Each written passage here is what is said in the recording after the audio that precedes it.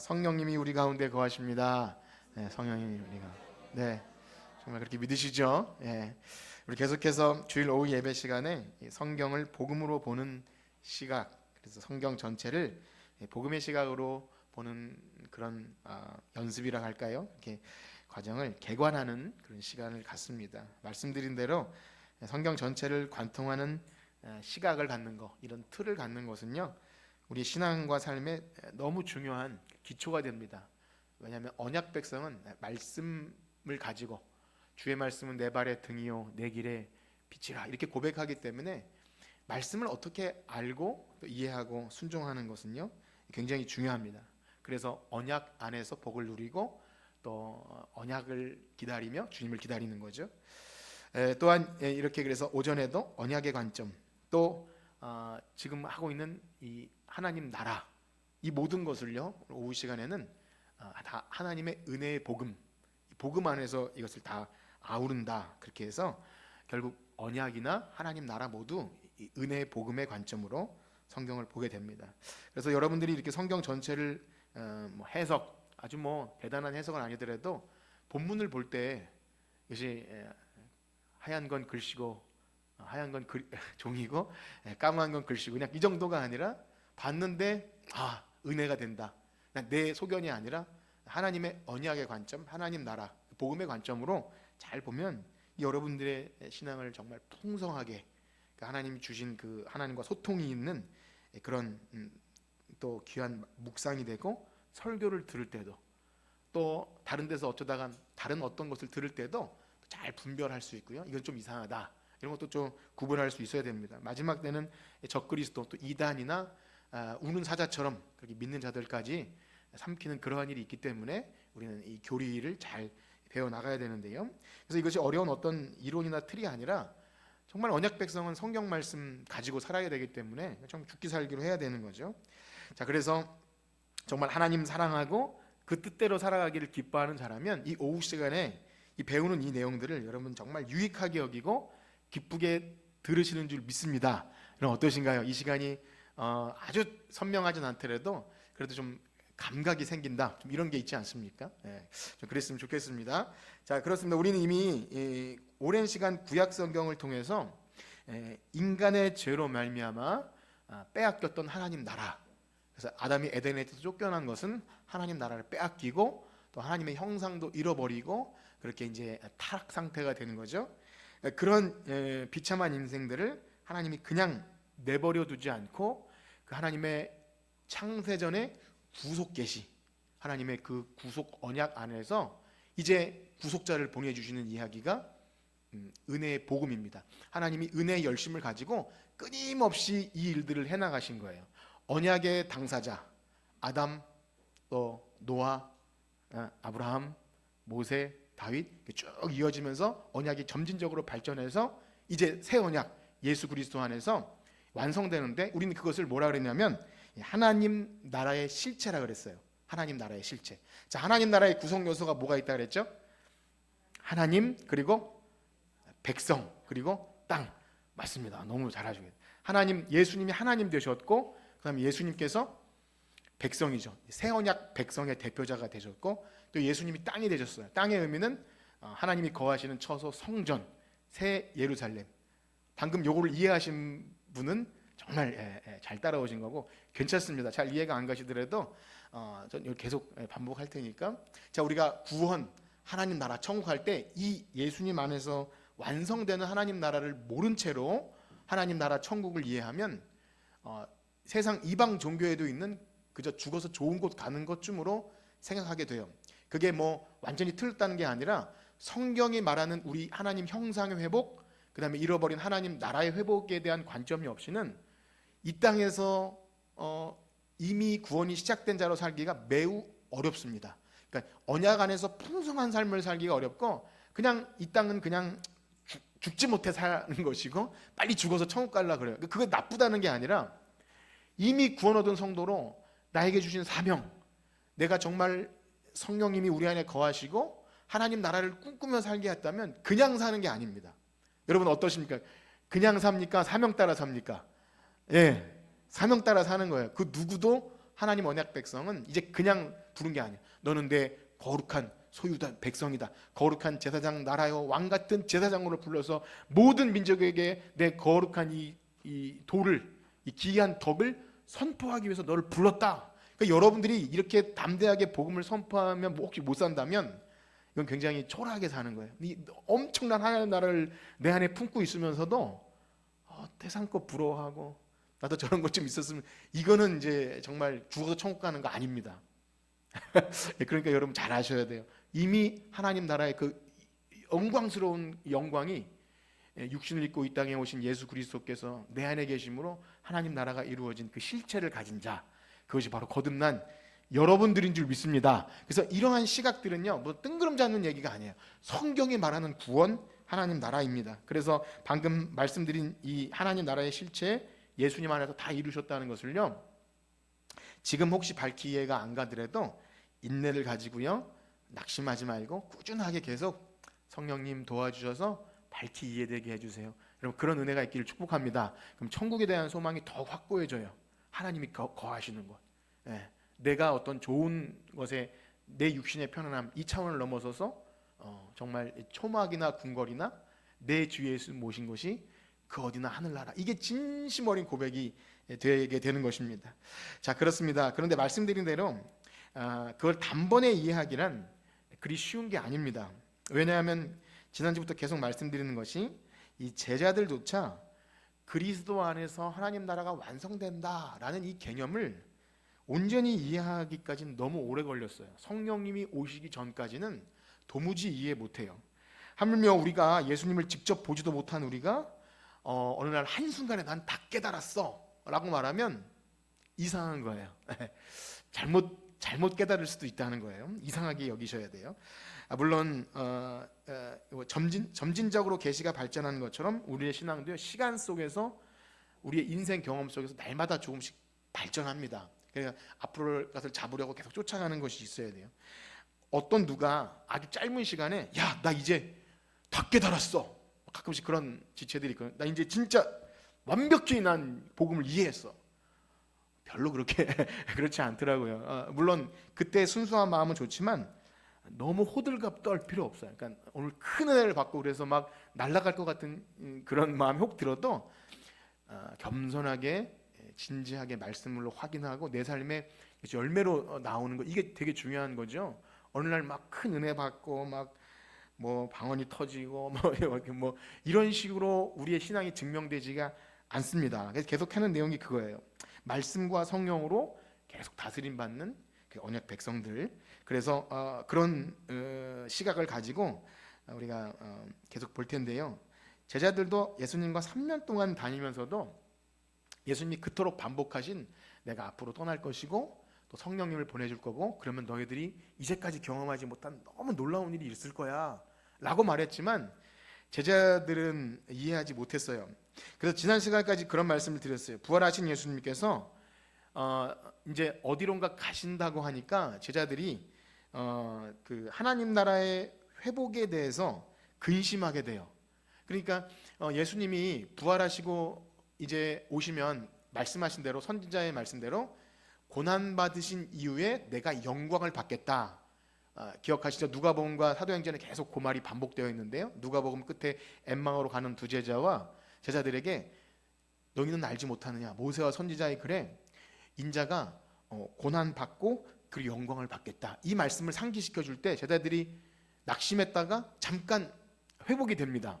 그러면서 그들이 어떤 기대를 갖냐면 이제 예수님께서 하나님 나라를 회복시키시겠구나. 그래서 예수님께서 승천하시기 위해 함께 모인 자리에서 제자들이 묻는 질문이 이제 그런 측면에서 보면 이해가 되는 거예요. 그 물음이 무엇이었습니까? 우리 한번 같이 읽어봅시다. 사도행전 1장 6절인데요. 사도행전 1장 6절 시작.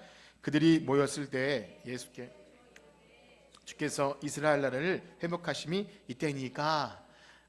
우리는 이 부분을 지날 때 이 맥락을 모르면 이게 뭔 말인지 잘 몰라요. 근데 지금 쭉 들은 내용을 가지고 생각하면 예수님이 하나님 나라의 복음을 전하러 온 것까지는 알아요. 그런데 그게 이제 지리적 또 진짜 물리적 시간과 거기서 완성되는 게 아니라 우리가 계속 말씀드린 대로 예수님 안에서 이제 성령이 오시면 그리스도 안에서 승천하신 주님이 계속 말씀과 성령으로 하나님 나라를 이루어 가실 것인데, 이걸 모르면 어떤 시간에 지리적 예루살렘이라는 장소에서 다윗 같은 훌륭한 왕이 나와서 이제 이스라엘 나라를 회복하면 이게 하나님 나라 아닙니까? 라고 계속 예수님께 묻는 거예요. 그러니까 예수님이 어떻게 대답하시죠? 우리 7절에서 9절까지 읽어봅시다. 사도행전 7절에서 9절 시작. 이르시되 때와 시기는 아버지께서 자기의 권한에 두셨으니 너희가 알 바 아니요 오직 성령이 너희에게 임하시면 너희가 권능을 받고 예루살렘과 온 유대와 사마리아와 땅끝까지 이르러 내 증인이 되리라 하시니라. 이 말씀을 마치시고 그들이 보는 데에 올려져 가시니 구름이 그를 가리어 보이지 않게 하더라. 아멘. 예수님의 대답과 승천, 성령이 임하심과 그다음에 승천은요 굉장히 중요한 대전환을 예고합니다. 그냥 말씀대로 승천하시는데, 우리는 사도신경에도 이제 승천하심, 보좌 우편에 앉으사 뭐 이렇게 할 때 이 승천의 의미에 대해서는 많이 생각을 못해요. 근데 구속 계시의 완성성에 이 땅에 예수님이 태어나시고 사시고 죽으시고 부활하시고 승천하시고 그 다음에 성령이 임하심까지가 되어야 거의 완성이 되는 거예요. 그러니까 앞에 것도 너무 중요하지만 이 승천 그리고 성령이 오심이 있어야, 지금 제자들이 있는 약간 너무 희미한 질문, 이스라엘 나라를 회복하신 이때이니까 라는 질문에 대한 대답이 내가 말로 하지 않아도 너희 그때는 알게 될 거야, 이 말씀인 것이죠. 중요한 대전환. 그래서 예수님이 승천하시면서 약속한 성령이면 제자들이 성령의 충만함을 받아서 이제 복음을 전하게 됩니다. 복음을 전할 때 그렇구나, 예수님 말씀이 이거구나, 이렇게 이해되고요. 구약성경 이사야나 스가랴서에서 많은 이방 민족이 예루살렘으로 몰려올 것이다 라는 게 어떤 식으로 성취된다 그랬죠? 실제 지리적으로 그 땅에 모여드는 것이 아니라 성령이 충만한 제자들이 예루살렘과 온 유대와 사마리아와 땅끝까지 이르러 복음을 전할 때 거기 하나님 나라가 임하는 거예요. 성령의 임재로 말씀에 순종하는 언약 백성들이 생겨날 때 거기가 바로 하나님 나라가 되는 겁니다. 그러니까 우리가 하나님 나라의 개념을 이렇게 성경이 말하는 대로 이해를 해야 하나님 나라, 죽어서 천국 이렇게 단편적으로 생각하지 않고 그렇구나, 성령이 임재하는 그곳, 하나님의 영이 계신 곳, 그리고 변화받은 새 사람, 하나님의 다스림이 있는 그것이 교회이든 가정이든 선교지든 어디든지 하나님 나라가 이미 시작된 줄 믿습니다. 그래서 이런 차원으로 생각하면 우리의 구원이 훨씬 더 풍성하고 우리가 정말 예수 믿었다는 것의 의미와 또 복음의 역사들, 이런 것들을 참 눈으로 보게 되는 것을 기대하고 그렇습니다. 그래서 여러분들이 전도를 한다는 것은요, 단순히 이제 우리 가을에 새생명 전도 잔치를 좀 할 건데요. 그래서 제가 이제 소식지를 만드는데 우리 교회 사람들이 좀 없으니까 목사님 좀 전도를 하라 해서, 이런 부담 차원이 아닙니다. 여러분들이 복음을 알고 하나님 나라를 알면 나에게 임하신 성령님과 예수님께서 나에게 이 순종하라고 하신 명령이 그냥 단순히 교인 많이 만들라 이 차원이 아니라, 내가 하나님을 모르고 예배를 드리지 못했던 그 죽어져가는 영혼에게 하나님 나라를 임하게 하는 놀라운 엄청난 영광스러운 일이에요. 여러분, 전도는요 너무 영광스러운 일입니다. 믿으시나요? 여러분 삶 속에 좀 전도가 있었나요? 전도? 난 입술이 좀 둔하고 뭐 말하는 게 부끄러워, 이런 차원이 아니에요. 잘 말 못해도 괜찮아요. 내가 하나님 나라가 임하였고 이미 내 안에서 너무나 영광스럽고 감격스러운 일이 있다면 누가 말하지 않아도 말하지 않을 수 없어서 전하게 되는 건, 그것이 이제 성령의 역사가 있는 곳이죠. 자, 그러한 맥락에서 이어지는 이 사도행전의 이제 뒤에 내용들을 우리가 읽어 나갈 때 그 차원에서 보는 거예요. 단순히 막 교회가 세워지고 전도를 많이 했더니 막 붕의 불길이 일어났구나. 그것도 굉장히 귀하지만 하나님 나라가 임하는 방식의 대전환, 육신을 입고 이 땅에 오신 예수님이 아니라 이제 승천하셨지만 여전히 말씀과 성령으로 우리에게 왕, 선지자, 제사장의 역할을 계속 끊임없이 하시면서 언약 백성들을 모으시는 거죠. 그래서 복음서에서는요, 예수님이 육신을 입고 계셨고 그 육신을 입은 예수님께서 제자들과 사람들에게 하나님 나라를 직접 가르치셨어요. 육신을 입은 예수님을 통해서. 너무 귀한 거죠. 그리고 함께 계시는 동안 하나님 나라가 임하였다는 이 복음 사건을 제자들의 눈에 보이실 때 그때도 역시 성령님과 관련하여 이야기합니다. 그래서 예수님이 삼위 하나님 중에 한 분이시지만 하나님 아버지께 의존됨과 동시에 성령이 임하실 때 나도 이 일을 한다는 그런 얘기들을 계속 반복적으로 누가가 드러내는데요. 우리 그 부분을 좀 확인할 텐데 누가복음 4장 1절을 먼저 보겠습니다. 4장 1절. 누가복음 4장 1절. 시작. 예수께서 성령의 충만함을 입어 요단강에서 40일 동안 성령에게 아멘. 예수님이 세례 받으시고 성령이 비둘기처럼 임할 때 성령의 충만함을 입었다 그래요. 우리 사람처럼 마치 성령이 이제 이따 설명드릴 텐데 마치 성령이 없었던 자에게 성령이 충만히 임함을 가시적으로 보게 하셔서 성령이 임해야 이 언약 백성들이 이제 성령의 능력으로 살아간다. 4장 14절에 한번 보겠습니다. 4장 14절 시작. 예수께서 성령의 능력으로 갈릴리에서 돌아가시니 그 소문이 사방에 퍼졌고 아멘. 예수님이 이 땅에서 갈릴리 사역할 때도 성령의 능력으로 하셨다라고 의도적으로 기록해요. 그리고 이제 아주 대표적인 사건이 예수님의 나사렛 취임 설교인데요. 4장 16절에서 21절까지 한번 저와 교독해 볼 텐데요. 4장 16절에서 21절 제가 먼저 읽겠습니다. 예수께서 그 자라나신 곳 나사렛에 이르사 안식일에 늘 하시던 대로 회당에 들어가사 성경을 읽으려고 하심에 선지자 이사야의 글을 들이거늘 책을 펴서 이렇게 기록된 데를 찾으시니 곧 주의 성령이 내게 임하셨으니 이는 가난한 자에게 복음을 전하게 하시려고 내게 기름을 부으시고 나를 보내사 포로된 자에게 자유를 눈먼 자에게 다시 보게 함을 전파하며 눌린 자를 자유롭게 하고 주의 은혜를 전파하게 하며 책을 덮어 그 맡은 자에게 주시고 앉으시니 회당에 있는 자들이 다 주목하여 보더라. 이 예수께서 그들에게 말씀하시되 이 글이 오늘 너희 귀에 응하였느니라. 아멘. 주의 성령이 내게 임하였으니 기름을 부으시고 그럴 때 예수님이 하나님 나라의 복음을 증거하는 것을 가시적으로 보게 했어요. 제자들이 이 장면을 목격한 겁니다. 그래서 예수님 이 땅에 계실 때 제자들은요 매우 특별한데요. 육신으로 계신 예수님을 통해서 하나님 나라가 임한 것을 목격한 거죠. 주의 성령이 가득 임하시고 물론 이 단계에서는 아직 다 드러난 건 아닙니다. 아까 말씀드린 대로 이 죽으시고 부활하시고 승천하시고 성령이 오셔야 완전하게 드러나긴 하지만 그래도 예수님이 오셨을 때 거의 다 드러난 거예요. 그래서 이렇게 성령이 임하심과 예수님의 사역이 시작됨을 연결하죠.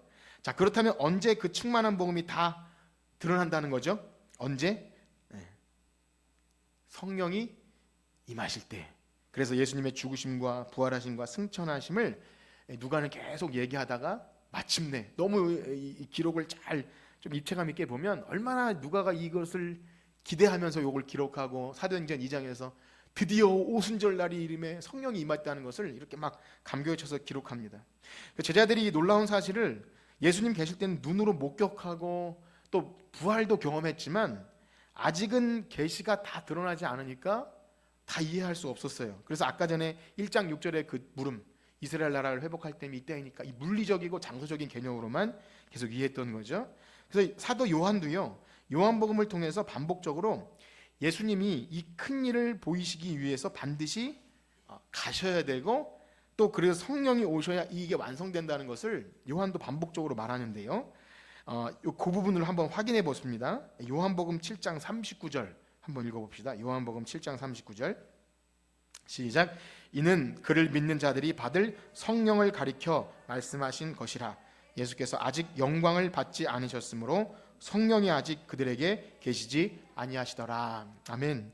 그 다음에 20장 22절 예수님께서 이렇게 부활하시고 승천하시기 전에 이렇게 하시는데 20장 22절 시작. 이 말씀을 하시고 그들을 향하사 숨을 내쉬며 이르시되 성령을 받으라. 아멘. 계속 이것을 기대하게 하고 성령이 임하셔야 된다는 것을 계속 강조하는 것은 하나님 나라 복음의 완성이 성령의 임함으로 밝히 드러난다는 거예요. 우리가 이 부분을 많이 들었을 텐데 이 부분을 지나면서 한 가지 의문이 들기 시작합니다. 의문이 드셨는지 모르겠는데 이런 거죠. 저도 항상 의문이 들었는데 감사하게도 이 말씀을 준비하면서 좀 정리가 돼서 참 다행이다 생각이 되는데요. 그것이 뭐냐면 자 그러면 지금 이렇게 제자들의 모습을 보아하니 제자들이 이 오순절 오늘 아까 사도행전 2장에 오순절 날이 이미 이름에 성령이 막 위에서 강림하신 성령 체험이 있지 않습니까? 그렇다면 그들에게 성령이 임하시기 이전에는 성령님께서 제자들과 함께 계셨을까요? 안 계셨을까요? 예. 어떻습니까? 예. 한번 생각해 보세요. 1번 계셨다. 2번 안 계셨다. 1번 계셨다. 2번 없습니까? 안 계셨다. 예. 문자적으로 보면 그 전에 아까 전에 요한복음에도 성령을 아직 그들이 계시지 않았다 이렇게 표현하잖아요. 그래서 이 글 그대로 해석하는 경우도 있어요. 그 전에는 제자들에게 성령님이 계시지 않았겠구나. 근데 그거는 좀 많이 오해하는 거예요. 이제 그 부분을 좀 설명을 드릴 텐데 그런 겁니다. 만약에 그러면 이렇게 보는 거죠. 예수님을 따르긴 따랐지만 제자들이 예수님 계실 때 예수님을 따르긴 따랐지만 아직은 성령이 계시지 않기 때문에 이들은 어떻게까지 연결되냐면 구원받은 어떤 회심한 백성은 아니다라고까지 연결이 되는 거예요. 그렇게 맥락이 됩니다. 저 그렇게 한번 물어볼까요? 그러면 성령이 임하시지 않았다고 본다면 제자들은 구원받은 자입니까? 아닙니까? 네, 헷갈리죠? 네, 헷갈리라고 드린 질문이에요. 그래서 저도 이 생각이 많이 있었고 그런데요, 우리가 반드시 기억해야 할 사실은 누구든지 성령이 아니고서는 예수를 주라 시인할 수 없는 겁니다. 믿으시나요? 성령이 아니고서는 예수를 주라 시인할 수 없어요. 예수님께서 오라 부르시니까 따라감. 그리고 내가 너희를 날 누구라 하느냐? 주는 그리스도시요 살아계신 하나님. 그 고백이 미약할지라도 바요나 시몬아 네가 복이 있다.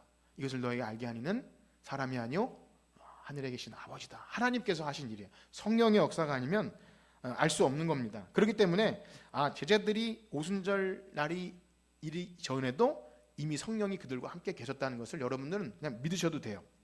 그러면 도대체 성령이 임하신 그들에게 왜 예수님은 성령을 받으라, 성령이 아직 임하지 않았다 이런 말씀을 하시면서 오순절 성령 강림을 기다리게 하신 걸까요? 오늘 읽은 오순절 날이 이미 이름에 막 불의 혀같이 갈라지는 것들이 임하는 그 가시적인 성령의 역사를 이렇게 대대적으로 다루는 것일까요?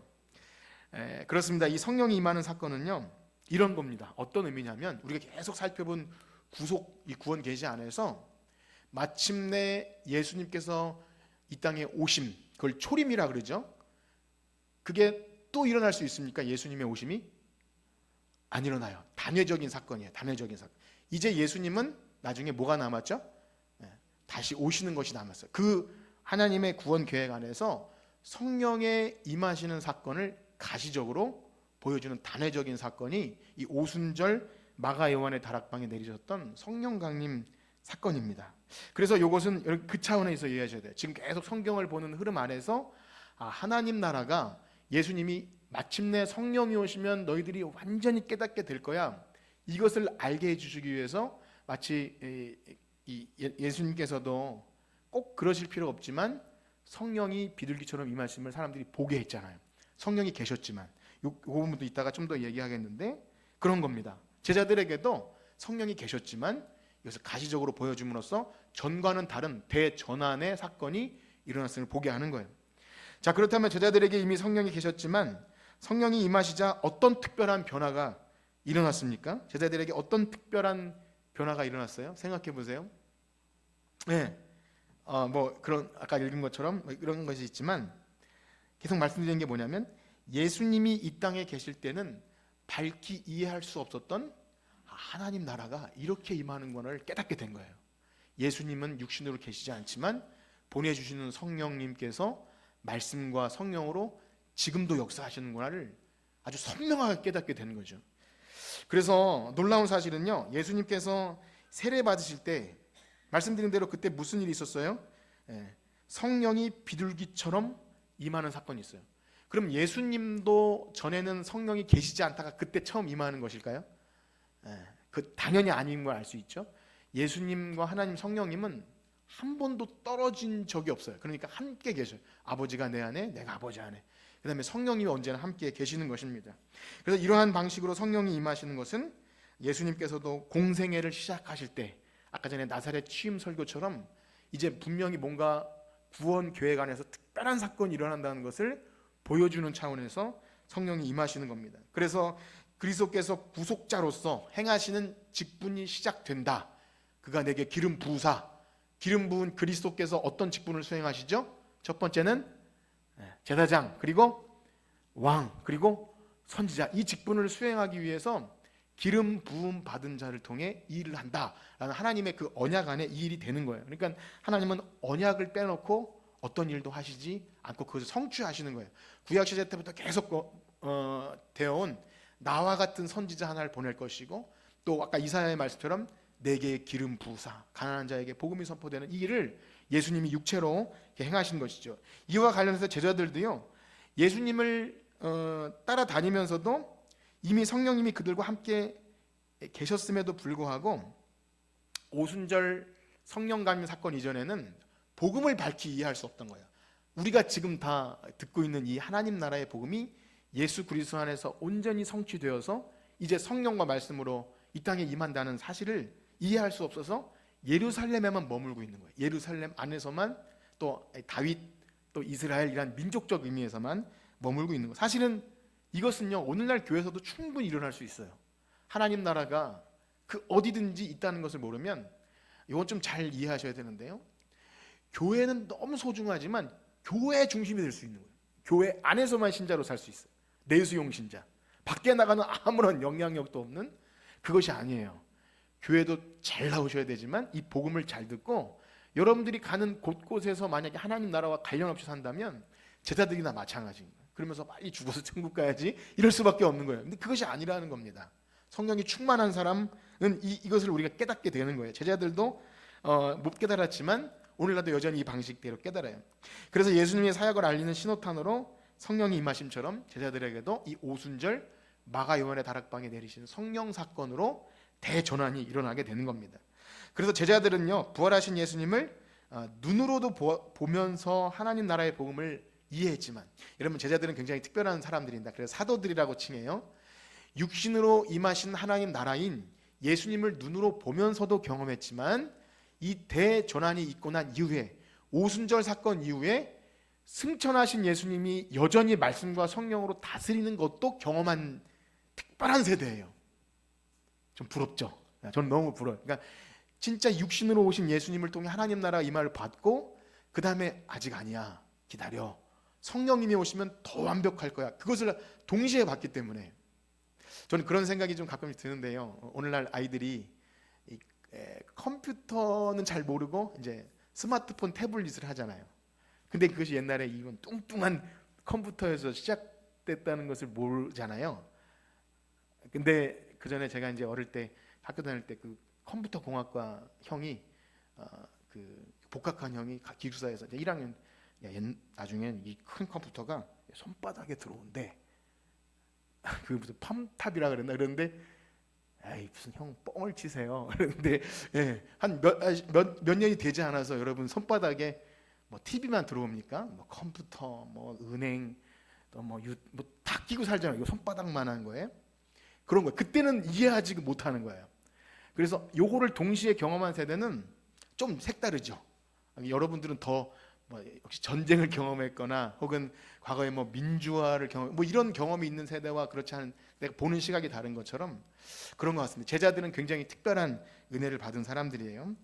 자, 그런데 말씀드린 대로 제자들이 그래서 오순절 사건 이후로 이 두 가지 동시를 경험한 그들은 사도들이 되어서 그들을 통해 성경이 기록되고 사도들에게 계시를 줘서 나중까지 요한계시록까지 복음을 완성하게 하는 것입니다. 그리고 오늘날 우리들이 이해하는 방식은 사도들과는 다릅니다.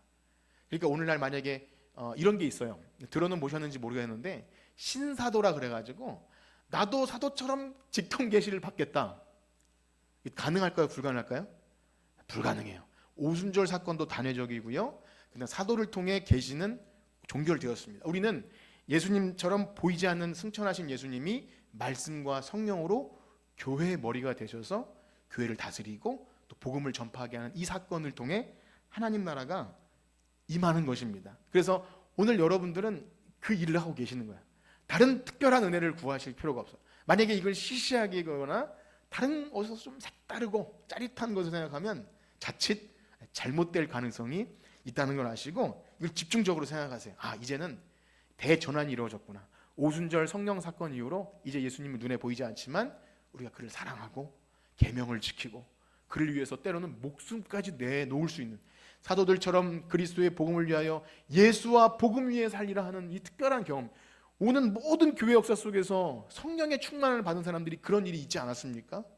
그래서 우리 한국 땅에도 복음이 전해진 거예요. 여러분들은 편안하게 앉아 듣는 이 복음이 어느 한 미국이나 서양의 그 청년 대학생들이 성령의 충만을 받고 이 복음이 땅끝까지 전해져 하나님 나라 임하겠구나라는 그 목숨을 걸고 왔어요.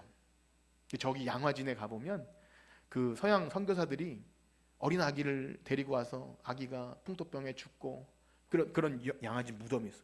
사람들은 왜 그런 무모한 짓을 했냐? 그럼 우리가 그런 사람 드려야 합니다. 믿으시나요? 성령의 충만함이 있을 때 그냥 가만히 앉아 있을 수 없는 놀라운 변화가 일어나게 됩니다. 그냥 우리가 단순히 교회 잘 출석하고 예수 잘 믿고 죽어서 천국 가는 이 신앙에 머물러서는 안 되는 거예요. 그래서 언약도 알아야 되고요, 하나님 나라도 아셔야 됩니다. 이것을 모르는 상태에서 막 불받고 아니면 뭐 성령 체험해서 뭐 하는 것이 아니라 이 하나님 나라의 완성되는 역사를 알아야 우리가 어느 시점에 지금 있고 어떻게 순종하고 또 우리 주어진 삶은 어떻게 나가야 하는지를 방향을 잘 알게 되는 것입니다. 그러므로 오순절 경험은 굉장히 특별한 대전환인 거예요. 오늘날 우리 많은 예수 믿는 사람들을 불러 모으기 위해서 더 이상 어떤 지리적 개념이나 어떤 성전에 묶이지 않는 놀라운 역사가 일어난 겁니다. 물론 성령의 다양한 역사로 오순절 사건 이후에도 놀라운 역사는 일어나죠. 뭐 방언이나 회개나 놀라운 부흥 사건이 일어나지만 여러분 기억하셔야 됩니다. 오순절 사건은 똑같은 사건은 반복되지 않는다는 거예요. 제가 이 사실을 왜 강조하냐면 뭐 자꾸 뭐 똑같은 얘기를 하는데 강조하는 이유가 있습니다. 어떤 사람들은 이 성경을 잘못 해석해서 성령을 받는 사람이라면 반드시 이 오순절과 같은 일이 일어나야 한다고 말하기도 해요. 맞을까요? 틀릴까요? 틀립니다. 이것은 틀린 거예요. 물론 방언도 받을 수 있고 뭐 성령의 어떤 은사 체험이 있을 수 있지만 반드시 그런 일이 있어야 성령이 계신 게 아니에요. 아까 말한 것처럼 밋밋해도 예, 난 믿는 자가 맞나 싶어도 여러분들이 예수를 주로 시인하면 성령님이 계신 겁니까? 안 계신 겁니까? 계신 거예요. 믿으셔야 돼요. 이것을 가지고 여러분들이 헷갈리실 필요가 없는 거예요. 성령님이 아니고서는 찬송할 수 없고 예배할 수 없고 하나님을 아버지라고 부를 수 없는 거예요. 아버지라고 부를 수 없습니다. 그러므로 이걸 믿으시고 또 다른 은혜 뭐 구하셔도 좋아요. 은사와 뭐 그런데 그것보다 앞서서 지금 이 흐름, 하나님 나라가 완성되기 위해서 오순절 사건은 그 역사적인 대전환을 위해서 주신 것을 분명히 알아야 오해하지 않습니다. 어떤 성령의 역사나 은사나 이런 부분에 성령론이 잘못되지 않는 거예요. 자, 그렇습니다. 육체로 거하시는 예수님이 우리가 영원토록 함께 하신 이 새로운 방식, 이것은요 성령의 임재를 통해서 성령의 충만을 받고 복음이 전해지는 그곳에 하나님 나라가 이루어지는, 그래서 새 마음 새 영을 받은 언약 백성들을 불러 모으시는 곳, 그것이 바로 무엇이죠? 교회입니다. 교회는 너무 특별한 장소예요. 그냥 건물 세워놓고 사람들이 모인다고 해서 다 교회가 아닌 거예요. 이 부르심의 소명이 있고 성령의 충만이 있어서 말씀과 성령의 다스림을 받고 여러분들이 그것을 알고 활동하셔야 돼요. 여러분들의 은사와 섬김과 뭐 헌물이나 아니면 교회 예배드리는 이 모든 것이 지금 이 상황에 있구나. 아, 우리가 하나님 나라를 이 완성되는 과정 가운데 말씀과 성령의 다스림 속에서 우리가 있는 거구나. 그러니까 여러분들이 교회에서 무슨 활동을 할 때 내 공로나 자랑이나 내 뭐 이제까지 내가 뭘 했고 이거 드러날 수가 없는 거예요. 오직 하나님의 은혜의 역사로 이게 이제까지 진행되어 왔는데 우리가 무슨 숟가락 얹듯이 내가 뭘 해서 교회를 세우고 뭐 전도를 많이 해서 이런 거 없는 거예요. 하나님이 은혜 주셔야 하는 겁니다. 믿으시나요? 여러분들이 교회 안에서 어떤 활동을 하시든 이 은혜의 역사, 하나님 나라를 이루시기 위한 하나님의 오래전부터 이 언약의 이 당사자들을 통해서 이렇게 하시다가 예수 그리스도 안에서 하나님 나라를 완성하시고 마침내 성령이 오셔서 지금까지 교회가 세계 각곳에 복음이 전해지는 일을 하고 있다는 때 한번 따라해 볼까요? 나를 거기에 동참시켜 주시면 가문의 영광입니다. 정말 그렇게 믿으시나요? 그렇게 믿으셔야 돼요. 아, 나를 이 놀라운 교회 역사에 부르셔서 일꾼 삼아 주시고 내 복음 전하게 하시고 어린 자를 섬기게 하시고 교회 새로운 사람이었으면 내가, 여러분 그렇게 되셔야 합니다. 진짜 성령이 임하시면 나 혼자 내 각자 신앙으로 살 수 없는 거예요. 제가 최근에 너무 그 얘기를 했나 안 했나 모르겠는데 교회 오래 다녔는데도 누구 이름을 모른다는 말을 듣고 좀 실망스러웠어요. 나를 섬겨주는 거 이렇게 해주는데도 저한테는 그런 기대하지 마세요. 그냥 교회 나오는 것으로 감사히 여기시라는 그렇게 말은 안 했지만 그거 아닙니다. 진짜 하나님 믿고 예수 그리스도가 나를 위해 십자가 죽으신 믿는 사람들은 성령님 때문에 어찌할 수 없는 나의 은사와 사명과 우리 부르심 따라 살아가게 됩니다. 그래서 오늘날 우리들의 성령이 임하시는 방식은 그거예요. 그래서 사도행전 2장에 보면 그 이후에 베드로가 이것을 알았기 때문에 이렇게 선포합니다. 2장 38절 39절을 한번 읽을 텐데요. 2장 38, 39절 시작. 베드로가 이르되 너희가 회개하여 각각 예수 그리스도의 이름으로 세례를 받고 죄사함을 받으라. 그리하면 성령의 선물을 받으리니 이 약속은 너희와 너희 자녀와 우리 얼마든지 부르시는 자들에게 하신 것이라 하고 아멘. 여러분 세례를 받으실 때 성령을 받으셨습니까? 안 받으셨습니까? 받으신 거예요. 성령이 이미 계신 거예요. 그러니까 어떤 교단에서 말하던 세례는 세례고 나중에 성령 체험을 따로 해야 된다. 그것은 아닙니다. 성령님은 계시고요. 성령의 충만함으로 은사의 영역에서 이제까지 우리 본 것처럼 하나님께서 일을 맡기실 때 여러분이 어떤 직분을 맡기시든 그건 성령께서 시키시는 거예요. 아주 하다못해 청소나 아무것도 내가 하는 게 아닙니다. 성령께서 우리 안에 계셔서 하시기 때문에 내 힘으로 하려고 하지 마시고 성령님의 은혜를 구하셔야 돼요. 내 힘으로 하려다가 지치고 피곤하고 공로가 드러나는 겁니다. 이게 어쩔 수 없는 거예요. 그렇기 때문에 우리는 이 성경을 복음으로 보는 관점이 있어야 우리 교회 생활도 이해되고요. 우리의 직분과 사명 또 우리의 죽어서 천국 이 모든 것들이 복음의 시각으로 이해가 됩니다. 태초에 그 인간 아담 안에는 원래 하나님의 형상으로 성령님이 그와 함께 계셨던 거예요.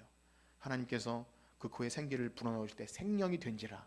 그런데 죄로 인해서 이걸 잃어버렸지만 새 창조, 새 언약, 하나님 나라 백성은 성령님이 계셔야만 가능합니다. 그래서 하나님 나라의 회복의 원리로 아담 안에는 성령님이 계셨지만 그 위에 형상을 잃어버린 상태에서 그래서 구약 백성들이 아까 전에 이제 그 말씀을 드리고 마칠 텐데 여러분 그 구약 성도들 있지 않습니까? 구약 성도들, 구약 백성들은 성령님이 그들과 함께 하셨습니까? 안 하셨습니까?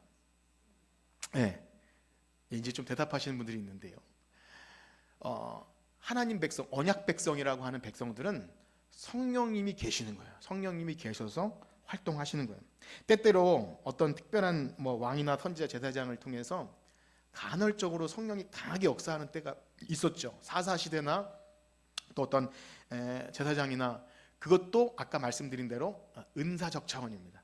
예수님께서 사역을 시작하실 때 제자들에게 이제 그가 사도로서 사명을 시작할 때 오순절 성령 강림처럼 구약의 성도들도 하나님이 일을 맡기실 때 그렇게 된 것이지 그들도 믿음으로 구원받아요. 구약의 성도들도 무엇으로 구원받아요? 믿음으로. 히브리서 생각해 보세요. 히브리서 11장에 믿음장 있지 않습니까? 거기서 아벨, 에녹, 노아 쭉 연결할 때 뭐라 그러죠? 믿음으로 아벨은, 믿음으로 노아는, 믿음으로 모세는. 이게 뭐죠? 그들도 성령의 선물로 믿음으로 구원받은 거예요. 구약은 율법으로 구원받은 게 아니구나. 이 차원을 아셔야 돼요. 역시 구약도 은혜 언약 아래서 하나님께서 계속 은혜 열심으로 인도하는 겁니다. 율법을 지켜서 구원받을 인생은 없어요. 아담 언약, 행위 언약 이래로 그런 인생은 없습니다. 그렇습니다. 말씀드린 대로 구약 시대는 아직 복음이 선명하지 않아서 이렇게 점진적으로 성령이 임하심을 통해 앞으로 이렇게 보여줄 것이다. 성령이 임하시면 예수 그리스도를 통해서 그다음에 사도들을 통해서 이렇게 하실 것이라는 것을 미리 모형적으로 보여줬다면 이제 오순절 강림 사건 이후에 오늘 오순절 사건 우리가 읽었는데 불의 혀같이 갈라지는 것 이 내용을 제가 자세히 안 다룬 것은 전에 사도행전 할 때 이 내용을 다뤘는데요. 안 다룬 것은 이유가 뭐냐면 이 흐름만 아시면 돼요. 앞으로 사도행전이 이 대전환의 사건을 통해서 이루어질 거다. 그래서 마지막으로 이 말씀을 읽고 마칠 텐데요. 베드로전서 사도행전 2장 14절에서 21절 우리 함께 읽어봅시다. 교독하겠습니다. 사도행전 2장 14절에서 21절 제가 먼저 읽을게요. 베드로가 11사도와 함께 서서 소리 높여 이르되 유대인들아 예루살렘에 사는 모든 사람들아 이 일을 너희로 알게 할 것이니 내 말에 귀를 기울이라. 때가 이제 삼신. 이는 곧 선지자 요엘을 통하여 말씀하신 것이니 일러스되 하나님이 말씀하시기를 말씀에 내가 내 영을 너희의 자녀들은 예언할 것이요 너희의 자녀는 환상을 보고 너희의 젊은이들은 꿈을 꾸리라. 그때 내가 내 영을 내 남종과 여종에게 부어주리니 그들이 예언할 것이요 또 내가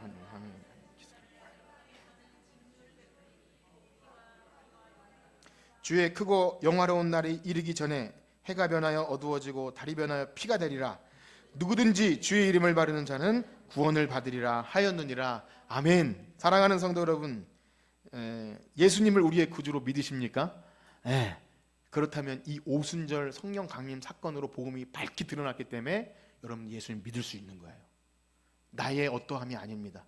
여기서 누구든지 주의 이름을 바르는 자는 구원을 받으리라, 이 베드로의 선포는요, 바로 이 오순절 성령 강림 바로 이후에 사람들이 술 취한 건 아니냐? 그러니까 아니다. 이것은 요엘 선지자를 통해 자녀들은 예언할 것이요 청년들은 환상을 보고, 그 찬양 있지 않습니까? 얼마나 우리가 기쁘게 불러요. 너무 좋은 거죠. 그래서 이 여러 가지 찬송을 부르고 싶었는데 오늘 그 찬송을 할 겁니다. 성령이 오셨네. 우리가 성령이 오신 사건 너무 귀하고 영광스러운 사건이에요. 그래서 마침내 우리에게 성령이 오셨기 때문에 여러분이 계신 곳, 이 교회 어디든지 말씀과 성령의 다스림을 받는 그곳이 하나님 나라가 시작된 줄 믿습니다. 한 주 동안 살아가시면서 억지로나 의무가 아니라 복음을 한번 전해 보십시오. 그러면요, 예수님이 마지막 뭐라 그러죠? 땅끝까지 이르러 복음을 전할 때 내가 너희와 영원토록 함께 있겠다. 이 약속을 지켜주는 언약. 여러분들이 성령의 충만함으로 어디든지 복음을 전하면 거기 함께 있는 거예요. 그래서 복음 전하는 곳에 성령의 놀라운 역사가 많이 일어납니다. 여러분께서 그 일을 진짜 경험하실 때 주의 영광이 여기 계시구나, 예수님이 살아계시구나, 그런 은혜가 있기를 축복합니다. 우리 찬양 들으시고 기도하고 마치겠습니다. 허무한 시절을 지날 때 기쁜, 우리 한숨 잘 쉬는 분 계신데 성령의 역사가 임하면 한숨 사라지는 거예요. 찬양하고 기도합시다.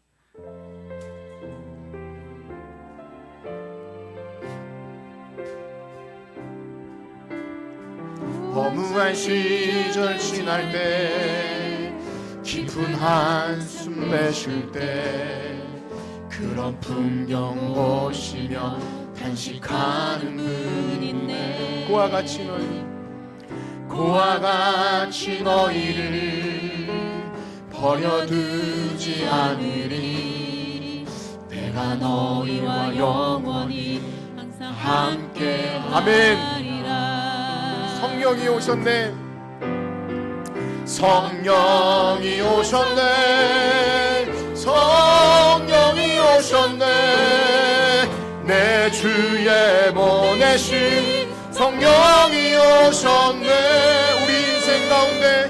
우리 인생 가운데 진히 찾아오셔서 그 나라 꿈꾸게 하셨네. 아멘.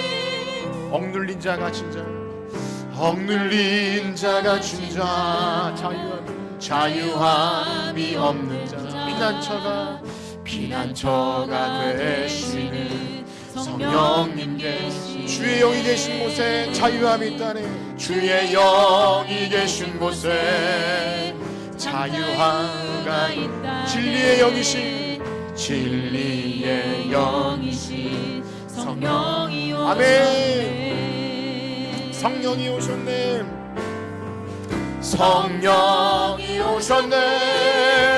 성령이 오셨네. 내 주에 보내신 성령이 오셨네. 우리 인생 가운데 친히 찾아오셔서 그 나라 꿈꾸게. 아멘. 성령이 오셨네.